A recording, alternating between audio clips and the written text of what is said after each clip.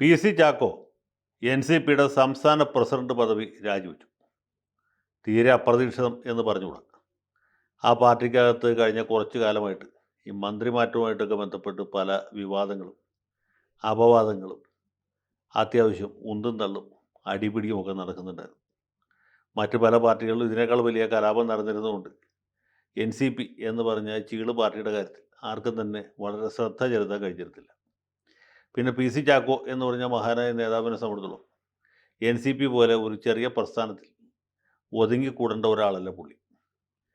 ശരത് പവാറിൻ്റെ വലിയ അടുപ്പക്കാരനാണ് എന്ന കാരണത്താലാണ് അദ്ദേഹം സോണിയ കോൺഗ്രസിൽ നിന്ന് രാജിവെച്ചപ്പോൾ എൻ സി പിയിലേക്ക് പോയത്. എന്നാൽ എൻ സി പി പോലൊരു ചെറിയ പാർട്ടിയിൽ ഒതുങ്ങി നിൽക്കേണ്ട ഒരു വ്യക്തിത്വമല്ല അദ്ദേഹത്തിൻ്റേത്. അദ്ദേഹം വലിയ നേതാവാണ്. വളരെ ചെറുപ്പത്തിൽ തന്നെ കെ എസ് യുവിൻ്റെ സംസ്ഥാന ഭാരവാഹിയായ ആളാണ്. പിന്നീട് യൂത്ത് കോൺഗ്രസിൻ്റെ സംസ്ഥാന പ്രസിഡൻ്റായിരുന്നു. ഉമ്മൻചാണ്ടിയുടെ ഒരു രാഷ്ട്രീയ എതിരാളിയായിട്ടാണ് കരുതപ്പെട്ടത്. പിന്നീട് ഇവർ രണ്ടുപേരും ഒറ്റക്കാരളായി ഒരു പാർട്ടിയിൽ നിന്നു. ആൻ്റണിയുടെ വത്സല ശിഷ്യന്മാരായിട്ട് ഇടതുവശത്തും വലത്തുവശത്തും നിന്നു. അപ്പോൾ പോലും ഉമ്മൻചാണ്ടിയും ചാക്കോയും തമ്മിൽ സൈദ്ധാന്തികമായിട്ട് പല അഭിപ്രായ വ്യത്യാസങ്ങളുണ്ട്. ഉമ്മൻചാണ്ടി അടിസ്ഥാനപരമായിട്ടൊരു ഇടതുപക്ഷ വിരുദ്ധനും കമ്മ്യൂണിസ്റ്റ് വിരുദ്ധനും മലയാള മനോരമയുടെ മാനസപുത്രനുമായിരുന്നു. ചാക്കോയാണെങ്കിൽ ഇടതുപക്ഷത്തോട് പ്രത്യേകിച്ച് മാർക്സിസ്റ്റ് പാർട്ടിയോട് അനുഭവം വെച്ച് പുലർത്തിയ ആളാണ്. ഇടതുമുന്നണിയിലേക്ക് ഈ ആൻ്റണി കോൺഗ്രസിനെ എത്തിക്കുന്നതിൽ പ്രധാന പങ്കുവഹിച്ച പാലം പണിഞ്ഞ ആളാണ് ചാക്കോ. ഉമ്മൻചാണ്ടി ആണെങ്കിൽ മനസ്സില്ലാ മനസ്സോടെയാണ് ആൻ്റണിയുടെ ഒപ്പമാണെങ്കിൽ പോലും ഇടതുമുന്നണിയിലേക്ക് പോയത്. ആൻ്റണിയും ഉമ്മൻചാണ്ടിയും വയലാർ റിവ്യൂ ഒക്കെ ഇടതുമുന്നണി വിട്ട് പുറത്തു വന്ന സമയത്ത്, പ്രത്യേകിച്ച് കരുണാകരൻ്റെ കോൺഗ്രസ് ഐയുമായിട്ട് കൈകോർത്ത സമയത്ത് അവരോടൊപ്പം ചേരാൻ വിസമ്മതിച്ച ആളാണ് ചാക്കോ. ചാക്കോ നയനാരുടെ ആദ്യത്തെ മന്ത്രിസഭയിൽ വ്യവസായ മന്ത്രിയാണ്. അന്ന് പല വിവാദങ്ങളും അപവാദങ്ങളും ഒക്കെ ചാക്കോയെ സംബന്ധിച്ചുണ്ടായി. പ്രത്യേകിച്ച് ബാംഗ്ലൂരിലെ സ്പിരിറ്റ് ലോബിയുമായിട്ട് ഇദ്ദേഹത്തിന് ബന്ധമുണ്ട് എന്നൊക്കെ വിരോധികൾ ആരോപിച്ചു. രാജിവെക്കുന്ന സമയത്തും ഇദ്ദേഹം മാർക്സിസ്റ്റും അച്ചമ്പിയായിട്ട് തുടരാനാണ് താല്പര്യപ്പെട്ടത്. അന്ന് 6 MLA-മാരാണ് ചാക്കോയുടെ കൂടെ ഉണ്ടായിരുന്നു. ഒന്ന് ചാക്കോ തന്നെ, പിന്നെ ഷൺമുഖദാസ്, ശശീന്ദ്രൻ, പീതാംബരൻ, അങ്ങനെ 6 പേരാണ് ഉണ്ടായിരുന്നത്. കബീർ മാഷ്, ഇങ്ങനെ 6 പേര് ഇദ്ദേഹത്തിൻ്റെ ഒപ്പം ഉണ്ടായിരുന്നു. ഇദ്ദേഹം അടക്കം 6 പേര്. 6 അംഗ സംഘം അടുത്ത തെരഞ്ഞെടുപ്പിൽ ഇടതുമുന്നണിയുടെ ഭാഗമായിട്ട് പ്രവർത്തിച്ചു. അവർ അന്ന് എൻ സി പി ഇല്ല, കോൺഗ്രസ് എസ് എന്നുള്ള പേരിലാണ് അറിയപ്പെട്ടത്. ആ തെരഞ്ഞെടുപ്പിൽ ചാക്കോ തോറ്റുപോയി. മറ്റ് പലരും ജയിച്ചു. പീതാംബരനൊക്കെ ജയിച്ച് നിയമസഭാ അംഗങ്ങളായിട്ട് വന്നു.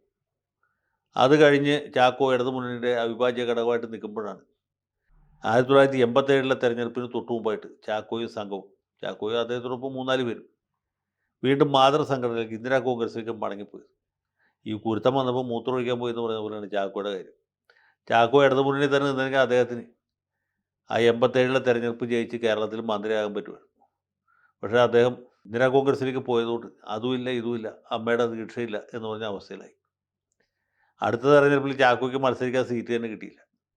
പിന്നെ വളരെ കാലത്തിന് ശേഷമാണ് പുള്ളിക്ക് പാർലമെൻറ്റിലേക്ക് മത്സരിക്കാൻ ഒരു സീറ്റ് കിട്ടി. അത് രാജീവ് ഗാന്ധി മരിച്ചതിൻ്റെ തൊട്ടുപുറകെ നടന്ന തെരഞ്ഞെടുപ്പിലാണ്, 2001-ലാണ്. അതുവരെ ഒരു സ്ഥലത്തും ഇല്ല. ആ സഹതാപ തരംഗത്തിലാണ് ചാക്കോ തൃശ്ശൂരിൽ നിന്ന് ആദ്യം MP ആവും. പിന്നീട് അദ്ദേഹം മൂന്നപുരത്ത് നിന്ന് ജയിച്ചു. അത് കഴിഞ്ഞ് ഇടുക്കിയിൽ നിന്ന് ജയിച്ചു. പിന്നെ കോട്ടയത്ത് വന്ന് നിന്ന് സുരേഷ് കുറുപ്പിനോട് തോറ്റു. കോട്ടയത്ത് മത്സരിക്കുമ്പോൾ ചാക്കോയെ ഉമ്മൻചാണ്ടിയും മനോരമക്കാരും ചേർന്ന് കാലുവാരി എന്നും ഒരു ശ്രുതി ഉണ്ടായിരുന്നു. കാരണം ഉമ്മൻചാണ്ടിക്കും വയലാർ രവിക്കും അതുപോലെ കരുണാകരനും മുരളീധരനും ആർക്കും, ഇവർക്ക് എല്ലാവർക്കും ഒരുപോലെ കണ്ടുകൂടാത്തൊരു നേതാവായിരുന്നു ചാക്കോ. കാരണം ചാക്കോയ്ക്ക് ബുദ്ധിയുണ്ട്, ചാക്കോയ്ക്ക് ഇംഗ്ലീഷ് അറിയാം, ചാക്കോയ്ക്ക് പ്രാഗൽഭ്യമുണ്ട്. അതുകൊണ്ട് മറ്റെല്ലാ കോൺഗ്രസ്സുകാർക്കും ഇദ്ദേഹത്തോട് അസൂയായിരുന്നു, കുനിഷ്ടായിരുന്നു, കുശുമ്പായിരുന്നു, കണ്ണിക്കടിയായിരുന്നു. അതുകൊണ്ട് തന്നെ ചാക്കോയുടെ പരാജയം ഒരുപാട് പേര് ആഘോഷിച്ചു. പിന്നെ കുറച്ച് കാലത്തേക്ക് കൂടി ചാക്കോ അപ്രസക്തരായിട്ട് നിന്നു. അത് കഴിഞ്ഞ് വീണ്ടും അദ്ദേഹം ഈ തൃശ്ശൂർ വന്ന് തന്നെ പാർലമെൻറ്റിലേക്ക് മത്സരിച്ചു, ജയിച്ചു. പക്ഷേ അടുത്ത തെരഞ്ഞെടുപ്പിൽ അദ്ദേഹത്തിന് മനസ്സിലായി തൃശ്ശൂർ നിന്നാൽ ജയിക്കില്ല എന്നുള്ളത്. കാരണം തൃശ്ശൂരിലുള്ള എല്ലാ കോൺഗ്രസ്സുകാരെയും എല്ലാ നാട്ടുകാരെയും പുള്ളി വെറുപ്പിച്ചു. അങ്ങനൊരു സാഹചര്യത്തിലാണ് അദ്ദേഹം എന്നാൽ ഇനി ചാലക്കുടിയിൽ പോയി അരക്കൈ നോക്കാം വിചാരിച്ച് 2014 തെരഞ്ഞെടുപ്പിൽ ചാലക്കുടിയിൽ വന്ന് മത്സരിച്ചു. ചാലക്കുടിയിലെ പ്രബുദ്ധരായ കോൺഗ്രസ്സുകാർ ആലുവയിലും അങ്കമാലിയിലും പെരുമ്പാവൂരും ചാലക്കുടിയിലും കൊടുങ്ങല്ലൂരിലുള്ള കോൺഗ്രസ്സുകാർ ഒറ്റക്കെട്ടായിട്ട് ചാക്കോയുടെ കാലുവാരി. അങ്ങനെ ചാക്കോ തോറ്റുപോയി. പിന്നീട് അദ്ദേഹം രാജ്യസഭയിലേക്ക് പോകാനായിട്ട് പരമാവധി ശ്രമിച്ചു നോക്കി, പക്ഷെ അത് പറ്റിയില്ല. അപ്പോൾ ഉമ്മൻചാണ്ടി രമേശ് ചെന്നിത്തല ഒറ്റക്കെട്ടായിട്ട് ഈ കോൺഗ്രസിൻ്റെ കയ്യിലുള്ള രാജ്യസഭാ സീറ്റ് മാണി ഗ്രൂപ്പിന് സംഭാവന ചെയ്തു. എന്നാൽ മോൻ ചത്താലും വേണ്ടില്ല മരുമോളുടെ കണ്ണീര് കാണണം എന്നുള്ള സിദ്ധാന്തപ്രകാരം ചാക്കോയെ കെട്ടുകെട്ടി.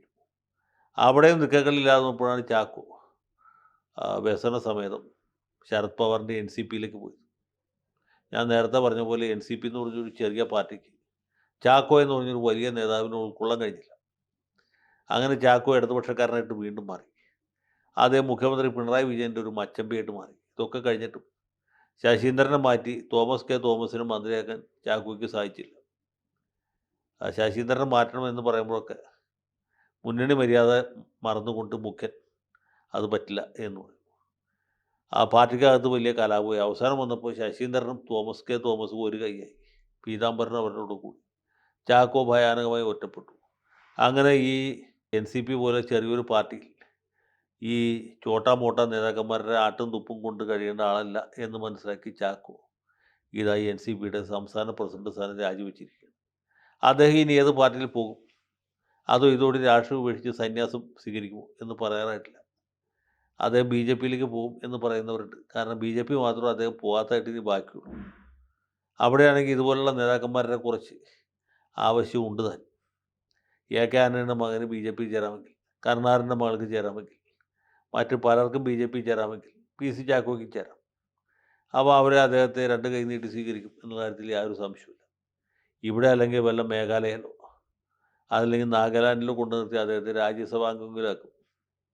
അല്ലെങ്കിൽ UN-ലെ ഇന്ത്യയുടെ പ്രതിനിധിയായിട്ടയക്കും. അല്ലെങ്കിൽ ഗോട്ടിമാലയിൽ ഇന്ത്യയുടെ അംബാസഡറായിട്ടയക്കും.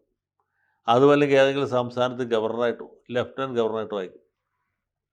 BJPക്കാർ വിചാരിച്ച് ഇതിനൊക്കെ വല്ല ബുദ്ധിമുട്ട് കൊടുക്കും. അതുകൊണ്ട് ചാക്കോയുടെ അടുത്ത ചാട്ടം എങ്ങോട്ടാണ് എന്നാണ് നമുക്ക് കാത്തിരുന്ന് അറിയാനുള്ളത്. അതിനുവേണ്ടി കാത്തിരിക്കുന്നു. ചാക്കോ സാറിന് മംഗളാശംസകൾ നേരുന്നു.